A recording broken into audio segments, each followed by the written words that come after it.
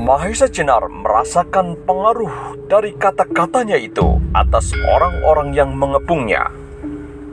Demikian juga wajah orang yang tinggi besar itu tampak berubah. Dahinya berkerinyut dan alisnya ditariknya tinggi-tinggi. Sekali lagi, Demang tua itu pun mengangguk-anggukkan kepalanya. Tetapi kemudian ia bertanya lagi dengan nada yang masih sopan. Menilik sikap Kisana, memang tepatlah kalau Kisana adalah seorang pegawai istana, atau setidak-tidaknya orang kota yang pernah aku kenal sebelum-sebelumnya. Tetapi kedatangan Kisana seorang diri di desa ini merupakan sebuah pertanyaan besar bagi kami. Sekali lagi tampak wajah-wajah di sekitar Mahesa Jenar berubah. Mereka jadi ikut bertanya pula di dalam hatinya. Yah, kenapa seorang pegawai istana pergi sedemikian jauhnya dengan seorang diri? Tetapi tak seorang pun yang mengucapkan pertanyaan itu. Orang ini ingin membodohi kita, Kakang. Kembali terdengar suara gemuruh dari orang yang tinggi besar itu dengan matanya yang berkilat-kilat. Sekali lagi ia memandang sekelilingnya kepada orang-orang yang berdiri memagari. Dan sekali lagi orang-orang itu mengangguk-angguk kecil tanpa keyakinan apa-apa. Sikap orang yang tinggi besar itu semakin tidak menyenangkan hati Mahesa Jenar. Tetapi ia masih saja menahan dirinya dan menjawab dengan ramah pula. Bapak Demang, sebenarnya memang aku mempunyai banyak keterangan mengenai diriku. Tetapi sebaiknya lah kalau keterangan-keterangan itu aku berikan khusus untuk Bapak Demang, tidak di hadapan orang banyak. Sebab ada hal-hal yang tidak perlu diketahui oleh umum. Mahesa Jenar sama sekali tidak menduga bahwa perkataannya itu membuat akibat yang kurang baik. Orang yang tinggi besar itu, yang sebenarnya bernama Paurekso dan bertugas sebagai kepala penjaga keamanan Kademangan Prambanan, merasa sangat tersinggung. Ia merasa direndahkan oleh orang asing itu dengan mengesampingkannya dari pembicaraan. Karena itu, ia membentak dengan suaranya yang lantang. Apa perlunya Kakang Demang meladeni orang semacam kamu?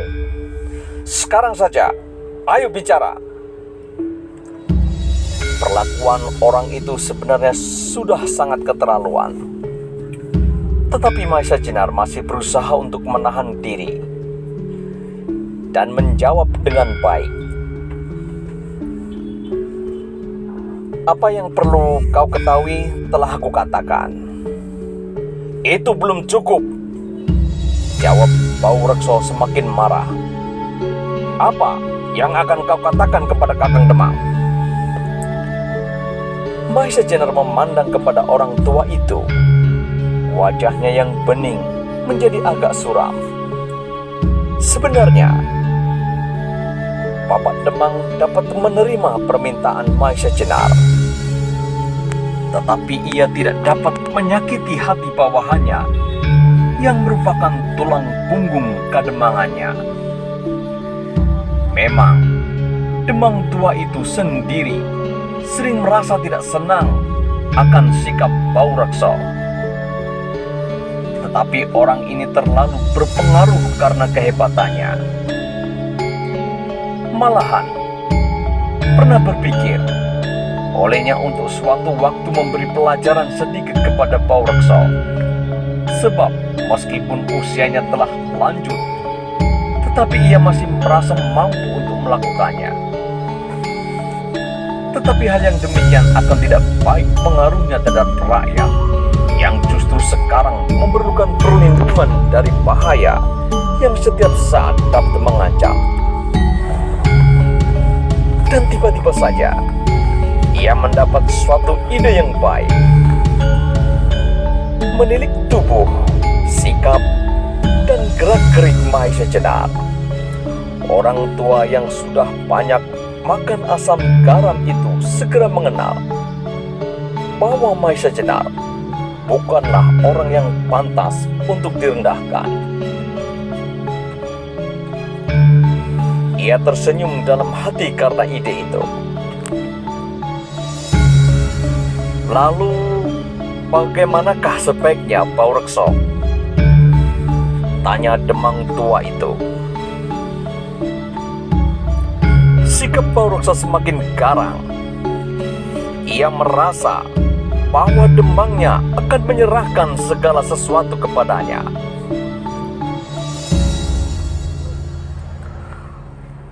Orang itu harus berkata sebenarnya. Kalau tidak mau, pancing Demang itu. Dipaksa, jawab Paurekso tegas-tegas. Dan jawaban ini memang diharapkan sekali oleh Demang tua itu. Bagus, terserah kepadamu. Yang lain menjadi saksi apa yang akan terjadi, katanya. Keadaan berubah menjadi tegang. Tak seorang pun mengerti maksud dari kepala daerah itu. Sebenarnya orang-orang itu sama sekali tidak menghendaki kejadian-kejadian semacam itu. Sebab dalam pandangan mereka, Mahesa Jenar adalah orang yang sopan dan baik. Kalau sekali Paurekso sudah bertindak, biasanya tak dapat dikendalikan lagi. Dan orang yang diperiksanya, biasanya kesehatannya tak dapat pulih kembali. Tetapi tak seorang pun yang berani menghalangi sifat-sifat yang mengerikan itu. Apalagi kalau orang itu benar-benar pegawai istana, maka apakah kiranya yang akan terjadi? Berbeda sekali dengan pikiran Paurekso. Ia menjadi gembira seperti anak-anak yang mendapat mainan. Meskipun ia juga mempunyai otak, tetapi tidak dapat bekerja dengan baik. Adatnya keras dan lekas marah. Apalagi setelah beberapa waktu yang lalu, pada waktu terjadi huru-hara, dan ia tidak mampu untuk mengatasinya, maka sekarang ia ingin mengembalikan kepercayaan rakyat atas kehebatannya dengan menumpahkan segala dendamnya kepada orang asing itu. Tetapi untuk itu, ia tidak akan segera turun tangan sendiri. Ia ingin melihat dahulu sampai di mana kekuatan barang mainannya. Sebab bagaimanapun tumpulnya otak Paurekso, namun ia masih juga melihat suatu kemungkinan yang ada pada calon korbannya. Sebaliknya, Mahesa Jenar mengeluh dalam hati. Cepat ia dapat menangkap maksud Demang tua yang bijaksana itu dengan menangkap pandangan matanya. Sungguh permainan yang berbahaya. Demang tua itu sama sekali belum mengenal aku. Sebaliknya, aku pun belum mengenal orang macam Paurekso itu, pikir Mahesa Jenar. Tetapi bagaimanapun, Mahesa Jenar terpaksa melayaninya kalau ia tidak mau menjadi bulan-bulanan dan celaka. Gagak Ijo! Tiba-tiba terdengar Paurekso berteriak keras-keras. Dan orang yang dipanggilnya Gagak Ijo itu dengan gerak yang cekatan meloncat ke hadapan Paurekso. Gagak Ijo yang nama sebenarnya adalah Jogorekso adalah seorang pembantu, bahkan tangan kanan Baurekso. Kedua-duanya mempunyai sifat yang hampir sama. Tubuhnya agak pendek bulat, sedang otot-ototnya menjorok keluar membuat garis-garis yang sama jeleknya dengan garis-garis wajahnya. Suruh orang itu bicara, perintah Baurekso. Bicara tentang apa, Kakang? Tanya Gagak Ijo. Mendengar pertanyaan itu, Baurekso memaki keras-keras. Bodoh kau! Suruh dia bicara. Di mana rumahnya? Di mana gerombolannya? Dan suruh dia katakan kapan gerombolannya akan datang lagi untuk menculik gadis. Gagak Ijo mengangguk-anggukkan kepalanya. Sekarang ia sudah tahu tugasnya, memeras keterangan dari orang asing itu. Perlahan-lahan Gagak Ijo memutar tubuhnya menghadap Mahesa Jenar. Sebentar ia mengatur jalan nafasnya, dan dengan perlahan-lahan pula ia mendekati korbannya. Suasana menjadi bertambah tegang. Peristiwa semacam ini telah berulang kali terjadi. Biasanya dilakukan terhadap para penjahat atau terhadap mereka yang melanggar adat. Tetapi sekali ini, orang-orang Kademangan itu merasakan adanya suatu perbedaan dengan kejadian-kejadian yang pernah terjadi. Jawab setiap pertanyaanku dengan betul, perintah Gagak Ijo dengan garangnya. Matanya menjadi berapi-api dan mulutnya komat kamit. Siapa namamu? Pertanyaan yang pertama ini mengejutkan Mahesa Jenar. Ia tidak menduga dari mulut orang itu akan keluar pertanyaan yang demikian. Maka untuk pertanyaan yang pertama ini, Mahesa Jenar menjawab dengan tenangnya. Namaku Mahesa Jenar. Rupa-rupanya, ketenangannya ini sangat mengagumkan orang-orang yang menyaksikan peristiwa itu. Tidak pernah ada seorang pun yang dapat bertindak setenang itu menghadapi Gagak Ijo, apalagi Baurekso. Bagus, dengus Gagak Ijo. Nama yang bagus. Mengenal namamu adalah perlu sekali bagiku. Kalau terpaksa tanganku ini harus membunuhmu. Orang-orang sudah tahu bahwa kau bernama Mahesa Jenar.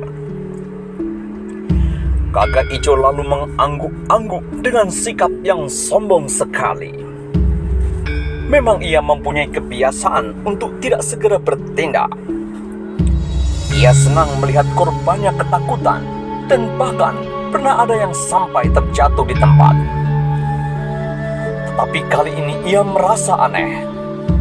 Mahesa Jenar tenang bukan kepala, dan ini sangat menjengkelkannya. Kau sudah dengar perintah Kakang Baurekso? Sekarang apa yang harus kau katakan? Katakan. Tak ada yang harus aku katakan, jawab Mahesa Jenar. Gagak Ijo terkejut mendengar jawaban itu, sehingga dia membentak keras. Bicaralah, supaya aku tidak usah memaksamu. Mahesa Jenar kemudian menjadi jemu melihat sikap Gagak Ijo yang sombong itu. Maka ia mengambil keputusan untuk cepat-cepat menyelesaikan pertunjukan yang membosankan itu, dengan membuat Gagak Ijo marah. Baiklah, aku berkata bahwa rumahku adalah jauh sekali seperti yang sudah aku katakan kepada Bapak Demang tadi. Tetapi kedatanganku kemari sama sekali tidak akan menculik gadis-gadis. Aku datang kemari karena aku ingin menculik kau untuk menakuti gadis-gadis. Mendengar jawaban yang seperti itu, alangkah terkejutnya, alangkah beraninya orang asing itu. Malahan akhirnya beberapa orang menjadi hampir-hampir tertawa, tetapi ditahannya kuat-kuat. Kecuali Demang tua itu yang tampak tersenyum-senyum. Sebaliknya Gagak Ijo menjadi marah bukan kepala. Mukanya menjadi merah menyala dan giginya gemeretak. Selama hidup ia belum pernah dihinakan orang sampai sedemikian. Apalagi di hadapan Demang dan Baurekso.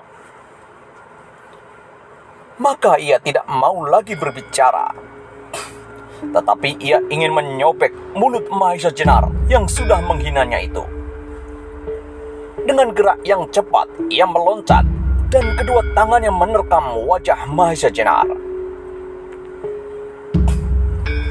Orang-orang yang menyaksikan gerak Gagak Ijo itu menjadi terguncang hatinya.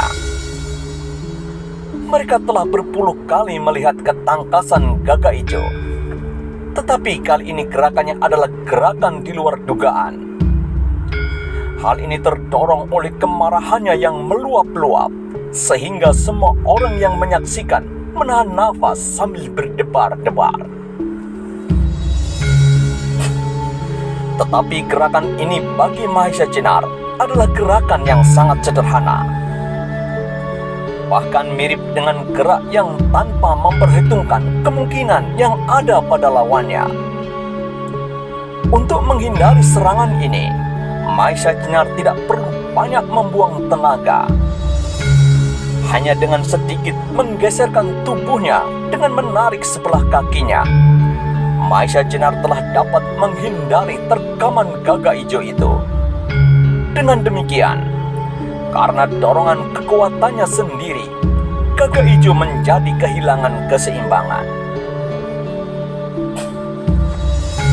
Dalam keadaan yang demikian, sebenarnya Mahesa Jenar dengan mudahnya dapat membalas serangan itu dengan suatu pukulan yang dapat mematahkan tengkuk Gagak Ijo.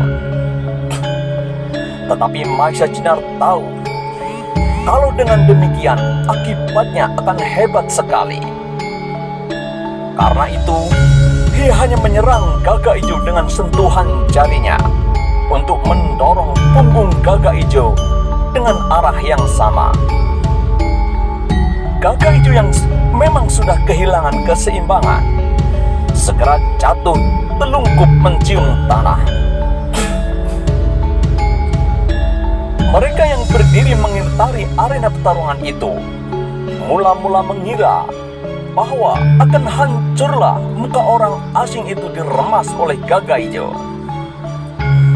Tetapi ketika mereka menyaksikan kenyataannya, menjadi sangat terkejut dan heran.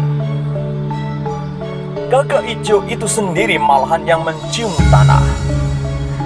Banyak di antara mereka yang tidak dapat melihat apa yang sudah terjadi.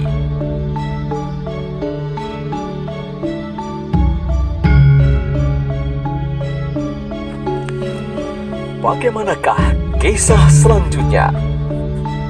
Temukan jawabannya di episode selanjutnya. Jangan lupa untuk like, komen, dan subscribe. Sampai jumpa di episode selanjutnya.